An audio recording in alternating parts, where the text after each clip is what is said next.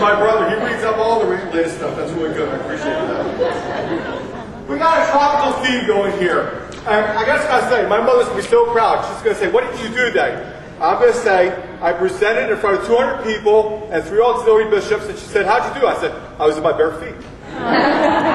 She'll be very, very proud. There we go. We're going to keep our tropical theme going for a couple minutes, and I'd like to invite you to allow me to do just a couple thank yous. But please enjoy the tropical vistas that are out before you. Just relax and catch your breath and lay back. Here comes a couple different thank yous for our day.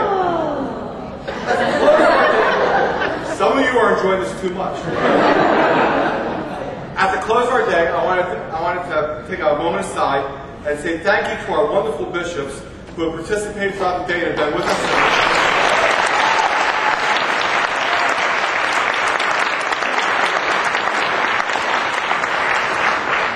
Thank you also to today's presenters who've assisted with the good information and lots of exciting stuff for us to talk about and share about at our tables.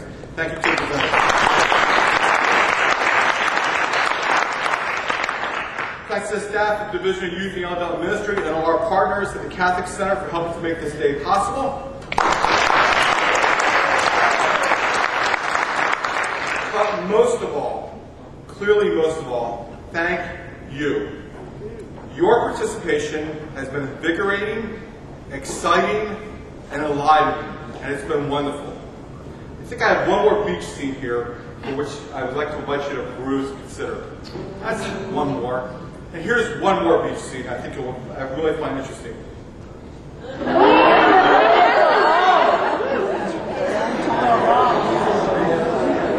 All right. Some of you are enjoying that beach scene just a little too much. And I just got to say, it's wonderful having David Hasselhoff from Baywatch there. If I could get a nickel for every time I've been confused with David Hasselhoff.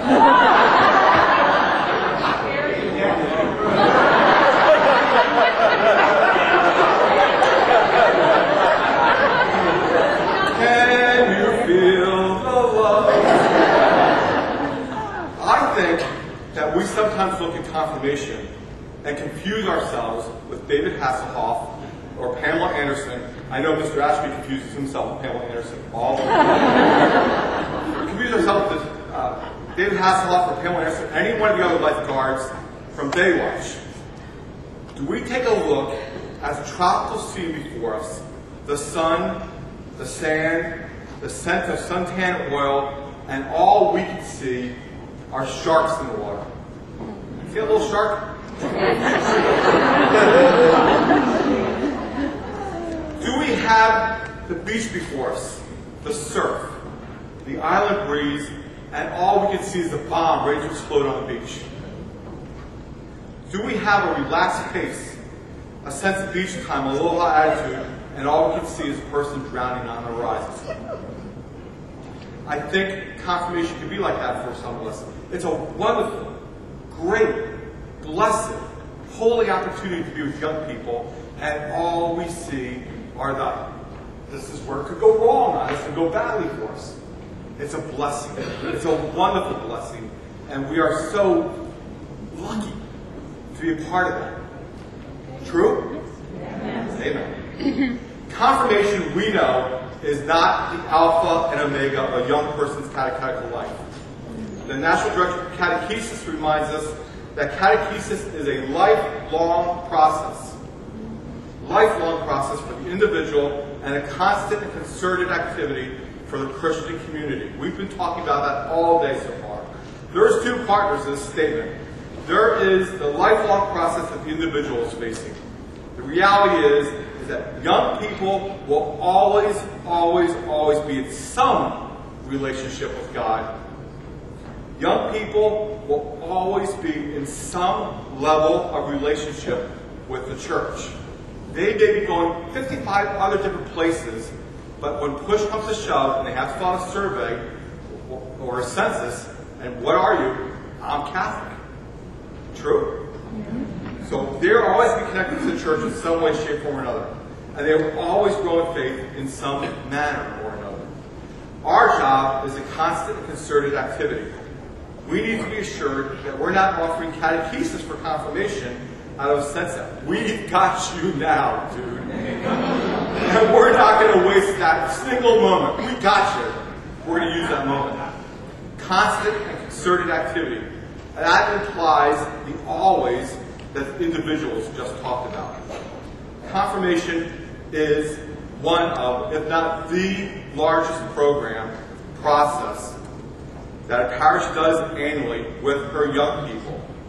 We have and should continue to be able to say that we have done this well. The Division of Youth and Young Adult Ministry has a similar hope for today's summit gathering. We hope that you will walk away from this gathering and take this moment as a pause, an opportunity to start or restart or commence another looking at your confirmation processes back in your own parish. If you walk away from today and go and don't do anything else after this, then the day probably didn't work. We really invite you to go back into your parishes and take a look and see what's going on and what can be different and what can be changing. Recently, I was part of a planning process for Highline.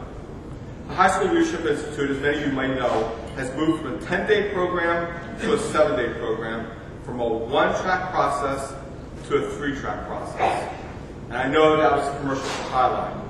By the way, you have Justice Action Week brochures in your folders as well, just to be fair. Okay?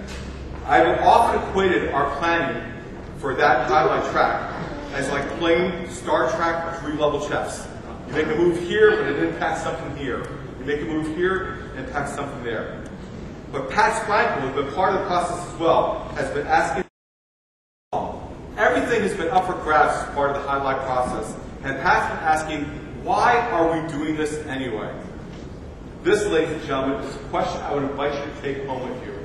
Take a look at your stuff that you're doing and say, why are we doing this anyway? With Highlight, we have a communication session. Why do we communicate anyway? We have a closing slideshow. Does it need to be at the very end anyway? These are the questions we've been asking about Highlight. I invite you to go back and take the same serious look at what you're doing in your parishes and ask, why are we doing this anyway? Just so we know, just so we can double check. In my brief time this afternoon, I do want to take a look at Seal of the Spirit and our resource. But once again, we're not proposing a massive change or shift at all. That was never the goal of this gathering. What I'm proposing is that in our brief time together here, that we take a look at Seal of the Spirit, that we consider the basic elements of confirmation preparation, all the while asking, why are we doing that anyway? And that we assure ourselves that we're true not only to Seal of the Spirit, but also to the spirit of the seal of the Sacrament of Confirmation.